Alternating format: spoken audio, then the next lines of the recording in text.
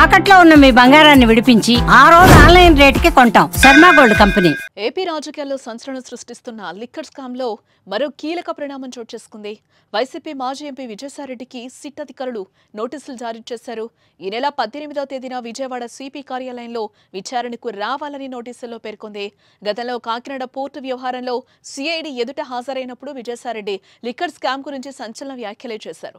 మద్యం కుంభకోణానికి కర్త కర్మక్రియ రాజ్ కసిరెడ్డేనని, ఆయన గురించి భవిష్యత్తులో అడిగితే మరిన్ని వివరాలు అందిస్తారని ప్రకటించారు. ఈ నేపథ్యంలోనే ఆయనకు సిట్ నోటీసులు జారీ చేసింది.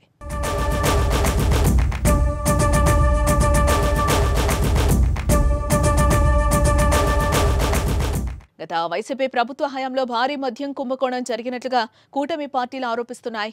వేలాది కోట్ల నగదు చేతులు మారినట్లు విమర్శలు వస్తున్నాయి. దీనిపై ప్రభుత్వం సిట్ ఏర్పాటు చేసి విచారణ చేయిస్తోంది. ఈ కేసులో ఇప్పటికే వైసీపీ హయాంలో ఐటీ సలహాదారుగా పనిచేసిన కసిరెడ్డి రాజశేఖర్ రెడ్డి అలియాస్ రాజ్ కసిరెడ్డి కీలక పాత్రధారిగా గుర్తించారు. ఇప్పటికే ఆయన విచారణకు హాజరు కావాలని పలుమార్లు నోటీసులు పంపినా రాలేదు. రాజ్ కసిరెడ్డి సిట్ దర్యాప్తునకు సహకరించడం లేదు. ఈ నేపథ్యంలోనే రాజ్ కసిరెడ్డి కోసం సిట్ అధికారులు ముమ్మరంగా గాలిస్తున్నారు.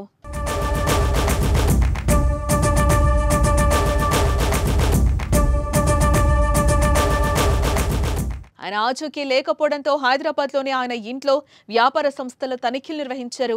జూబ్లీహిల్స్ తో పాటు గచ్చిబౌలి, ఫినాన్స్ డిస్టిక్ లో ఏపీ సిట్ బృందాలు గాలింపు చర్యలు చేపట్టాయి. ఆ క్రమంలో అతడి నివాసానికి నోటీసులు అంటించారు. అలాగే అతడి కుటుంబ సభ్యులు డైరెక్టర్లుగా వ్యవహరిస్తున్న రాయదుర్గంలోని ఆరేట ఆసుపత్రితో పాటు రాజ్ కసిరెడ్డికి చెందిన ఈడీ క్రియేషన్స్ కార్యాలయంలో సోదాలు నిర్వహించారు. అయితే మద్యం స్కామ్ కేసులో కీలక నిందితుడు రాజ్ కసిరెడ్డి దేశంలోనే ఉన్నాడని సిట్ అధికారులు స్పష్టం చేశారు.